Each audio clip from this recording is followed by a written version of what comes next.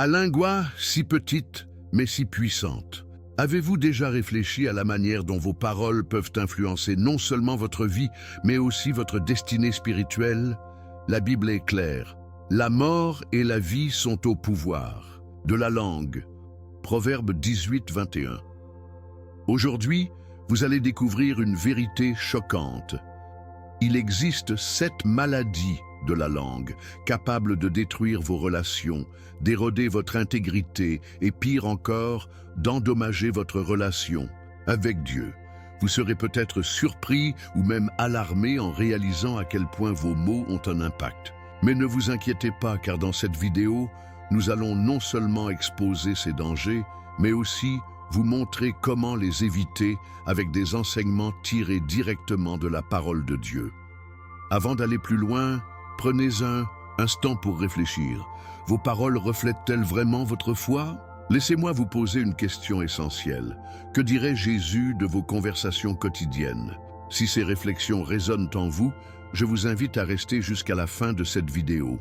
Ce que vous allez apprendre aujourd'hui pourrait bien transformer votre manière de parler, d'agir et de vivre en accord avec la volonté divine.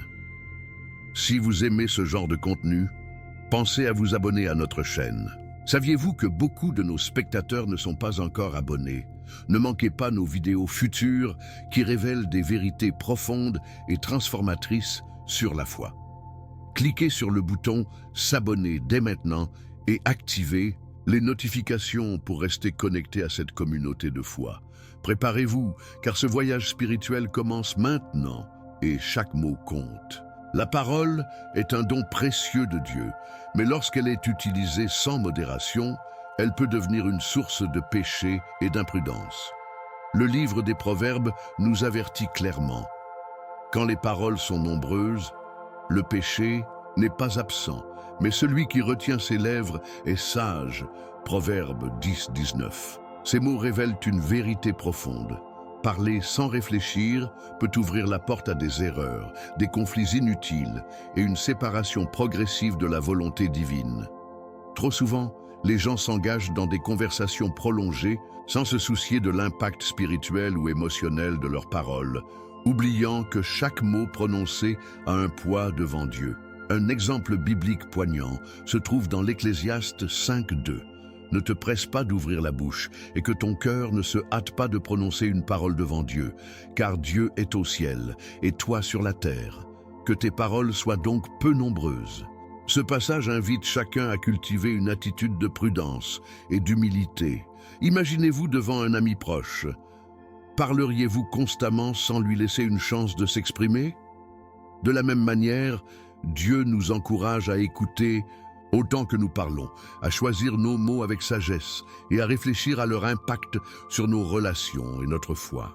Parler excessivement peut aussi être lié à un besoin de contrôle ou d'affirmation de soi, une tentation subtile mais puissante. Cependant, Jésus-Christ lui-même a montré l'exemple d'une communication mesurée. Lorsqu'il s'est retrouvé devant Ponce Pilate, accusé à tort, Jésus a choisi de garder le silence, démontrant ainsi que la sagesse ne réside pas toujours dans la multitude de mots, mais dans la maîtrise de soi. Matthieu 27, 14. Son exemple nous enseigne que la retenue peut être une preuve de force spirituelle, un acte de foi dans le plan souverain de Dieu. Dans la vie quotidienne, réduire les paroles inutiles peut transformer nos relations et renforcer notre témoignage chrétien. Par exemple, au lieu de se laisser emporter par des discussions sans but, pourquoi ne pas utiliser ce temps pour prier ou méditer sur la parole de Dieu?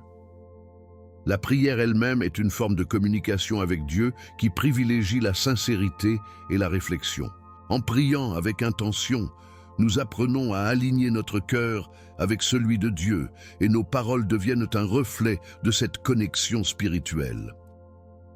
En résumé, maîtriser sa langue est une démarche spirituelle qui nécessite de la discipline, de la prière et une confiance totale en Dieu. En pratiquant le silence intentionnel et en utilisant nos paroles pour édifier, nous pouvons éviter les pièges du péché et cultiver une vie de foi plus profonde. Cela nous conduit naturellement au prochain sujet. comment éviter les paroles oiseuses ou irréfléchies qui peuvent avoir des conséquences éternelles. Nos paroles, même les plus anodines, possèdent une puissance spirituelle que nous sous-estimons souvent.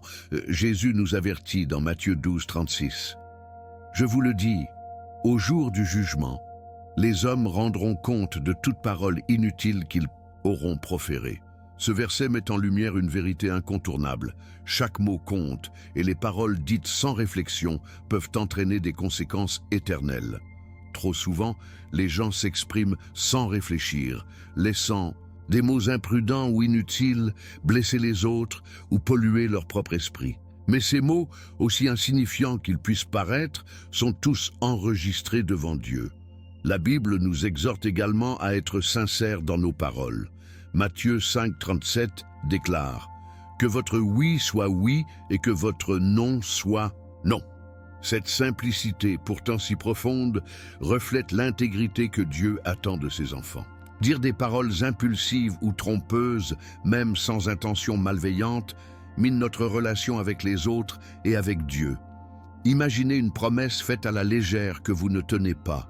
Non seulement cela brise la confiance, mais cela reflète aussi un cœur qui n'est pas aligné avec la vérité divine. Un autre aspect des paroles oisives réside dans leur manque de but. La communication devrait être empreinte de sagesse et de grâce, servant à édifier plutôt qu'à détruire.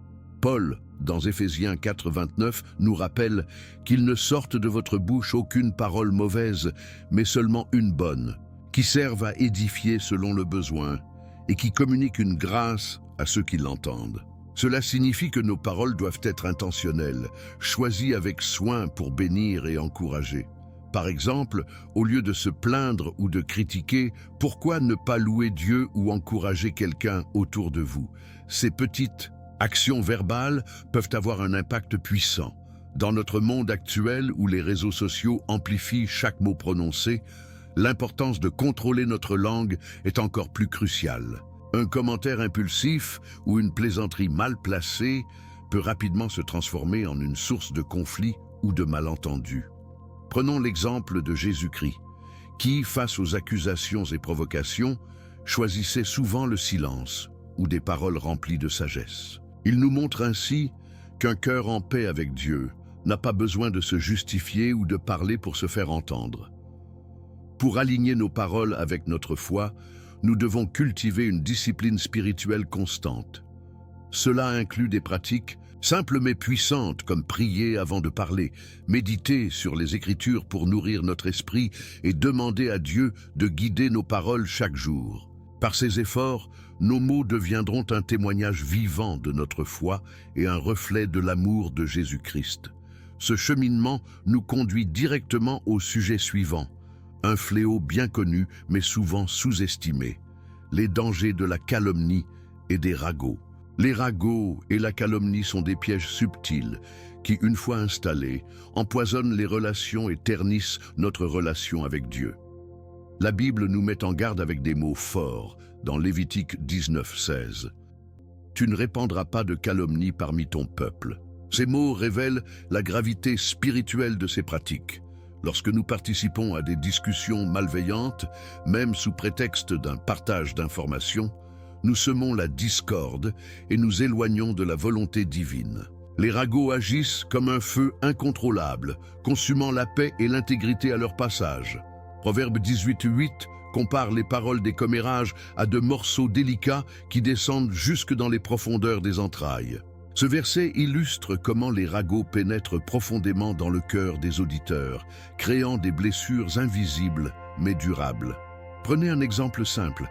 Une parole négative sur quelqu'un, même anodine, peut modifier la perception que les autres ont de cette personne.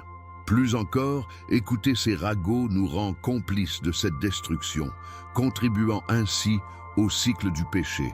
Jésus-Christ nous appelle à une vie de pureté, non seulement dans nos actions, mais aussi dans nos mots. Un exemple biblique frappant des conséquences de la calomnie se trouve dans Nombre 12. Lorsque Myriam et Aaron murmurent contre Moïse, leur mécontentement et leurs paroles malveillantes attirent immédiatement la colère de Dieu, et Myriam est frappée de lèpre. Cette histoire illustre non seulement la gravité des mots malveillants, mais aussi la façon dont Dieu défend ses serviteurs. Elle nous rappelle que les paroles mal intentionnées ne passent jamais inaperçues aux yeux de Dieu. Au lieu de participer au ragot, la Bible nous invite à utiliser nos mots pour encourager et bénir. Proverbe 15:4 déclare « Une langue apaisante est un arbre de vie, mais une langue perverse brise l'âme ». Imaginez la transformation dans nos cercles sociaux si, au lieu de transmettre des rumeurs, nous partagions des paroles de soutien, des encouragements ou des prières. Ces actions non seulement renforcent nos relations, mais elles glorifient également Dieu et démontrent la puissance de la foi en action. En fin de compte, combattre les ragots et la calomnie nécessite une vigilance spirituelle et une discipline inconstante. Cela implique de veiller sur nos conversations, de refuser de participer à des discussions nuisibles et de toujours chercher à refléter l'amour et la justice de Dieu dans nos paroles. En cultivant cette discipline, nous pouvons éviter les pièges des mots empoisonnés et avancer dans une vie alignée sur les enseignements de Jésus-Christ. Passons maintenant à un autre fléau de la langue, le mensonge et ses terribles conséquences spirituelles. Le mensonge est une offense grave aux yeux de Dieu, une pratique que la Bible condamne fermement. Proverbe 6, 16, 19 dresse une liste des 7 choses que le Seigneur déteste, et parmi elles figure la langue menteuse. Cette inclusion montre que le mensonge ne se limite pas à une simple faute morale, mais qu'il porte atteinte à l'intégrité de notre âme et à notre relation avec Dieu. Chaque fois qu'un mensonge est prononcé, il érode notre confiance envers les autres et, plus important encore, il crée une séparation spirituelle entre nous et notre Créateur. Dans Jean 8:44, Jésus-Christ identifie Satan comme le père du mensonge. Ce titre puissant souligne que chaque fois que nous mentons, nous alignons nos actions avec celles de l'ennemi de nos âmes. Cela peut sembler fort, mais c'est une vérité que nous devons méditer.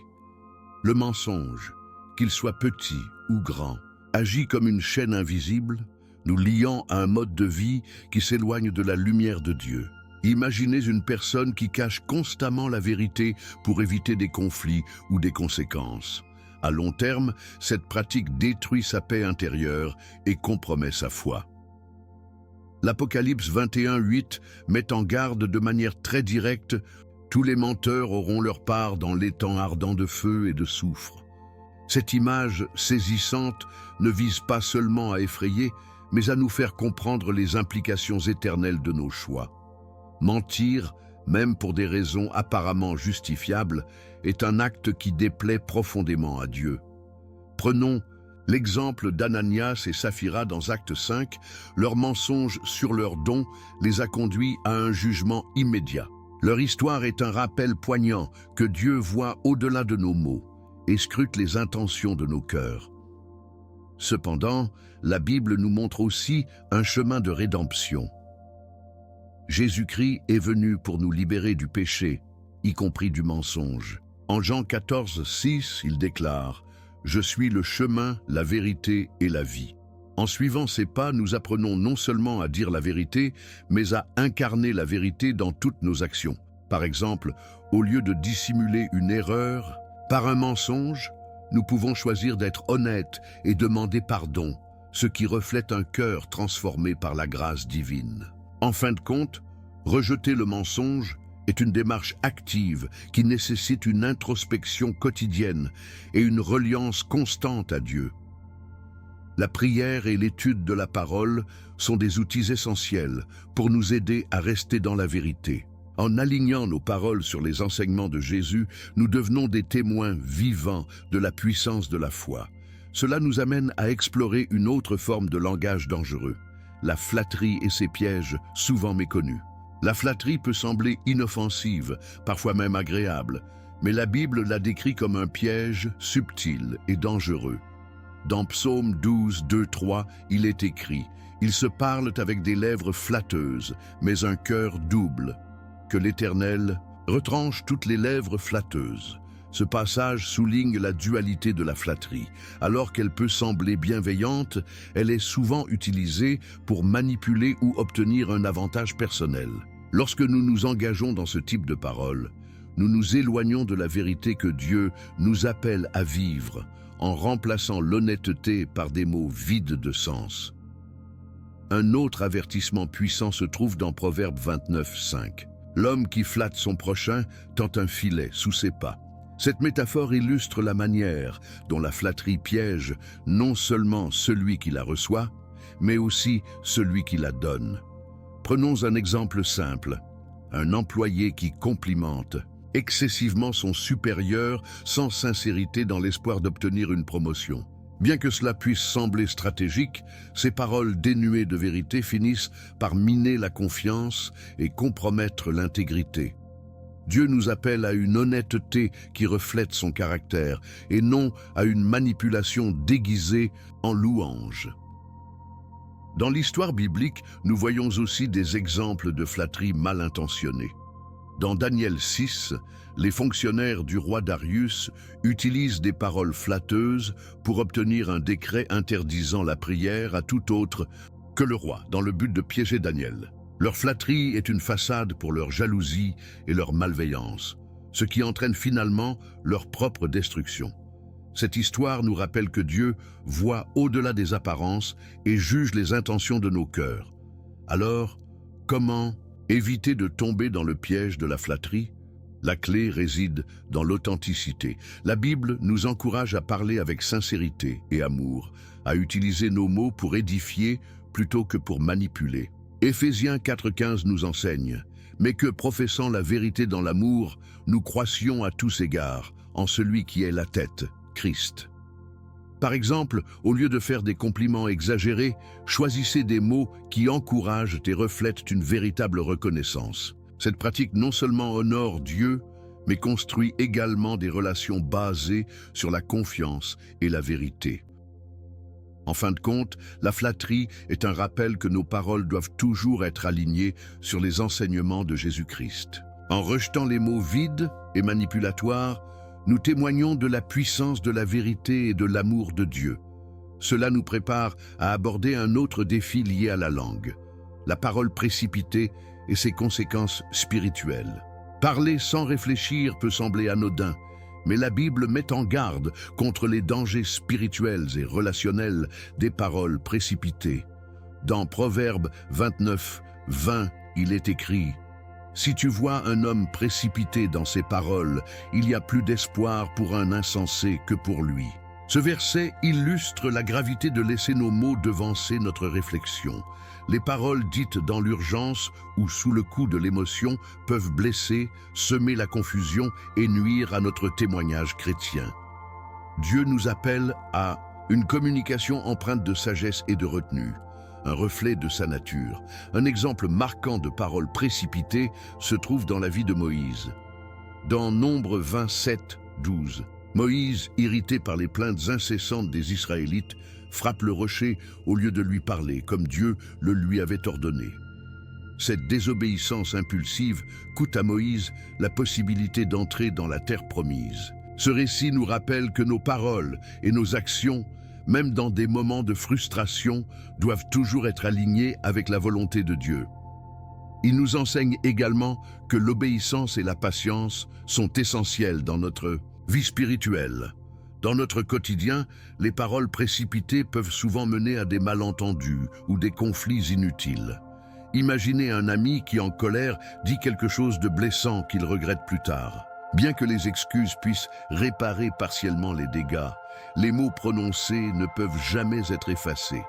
C'est pourquoi Jacques 1,19 nous exhorte « Que tout homme soit prompt à écouter, lent à parler, lent à se mettre en colère. » Ce conseil pratique est un rappel que le silence et l'écoute sont des outils puissants pour éviter les erreurs de communication. Pour maîtriser l'art de parler avec sagesse, il est crucial de cultiver une vie de prière et de méditation sur la parole de Dieu. Avant de répondre à une situation difficile, prenez un moment pour prier et demandez à Dieu de guider vos mots. Par exemple, au lieu de réagir immédiatement à une critique, faites une pause, réfléchissez et demandez à Dieu la sagesse pour répondre avec amour et vérité. Cette discipline non seulement honore Dieu, mais renforce aussi nos relations et notre témoignage en tant que disciples de Jésus-Christ. En fin de compte, éviter les paroles précipitées est un acte de foi et de soumission à Dieu. Cela demande une vigilance constante et une dépendance totale envers le Saint-Esprit pour nous guider. En cultivant cette discipline, nous apprenons à utiliser nos mots pour édifier, encourager et glorifier Dieu. Cela nous conduit naturellement à examiner une autre facette de la langue, l'impact destructeur des paroles vulgaires ou offensantes. Le langage vulgaire ou offensant est une pratique qui, bien que courante dans notre société, est profondément incompatible avec la vie chrétienne. L'apôtre Paul nous avertit dans Éphésiens 4, 29. « Qu'il ne sorte de votre bouche aucune, une parole mauvaise, mais seulement une bonne, qui serve à édifier selon le besoin et qui communique une grâce à ceux qui l'entendent. » Ces paroles nous rappellent que nos mots ne doivent jamais être utilisés pour rabaisser, insulter ou propager des sentiments négatifs. Chaque parole prononcée est une opportunité de glorifier Dieu ou, malheureusement, de s'en éloigner. Le langage vulgaire n'est pas seulement nuisible à ceux qui l'entendent, mais il reflète également ce qui se trouve dans le cœur de celui qui le prononce. Jésus enseigne dans Matthieu 15, 11 « Ce n'est pas ce qui entre dans la bouche qui souille l'homme, mais ce qui sort de la bouche. » Et cela signifie que nos mots sont un miroir de notre état spirituel. Par exemple, une personne qui utilise régulièrement des insultes ou un langage dégradant montre un cœur non transformé par la grâce de Dieu. Ces mots détruisent notre témoignage et nuisent à la lumière que nous sommes appelés à porter en tant que disciples de Christ. Un exemple biblique puissant de l'importance des mots se trouve dans Colossiens 3, 8. « Mais maintenant, renoncez à toutes ces choses, la colère, l'animosité, la méchanceté, la calomnie, les paroles grossières qui pourraient sortir de votre bouche. » Ce passage met en évidence le lien entre notre langage et notre caractère chrétien. Imaginez un croyant qui utilise des mots vulgaires dans un moment de colère. Non seulement cela peut blesser les autres, mais cela ternit également l'image de Christ que nous sommes appelés à refléter. Pour remplacer un langage vulgaire par des paroles édifiantes, il est essentiel de nourrir notre esprit par la parole de Dieu. Prenez le temps de méditer sur des passages qui encouragent un langage pur et noble.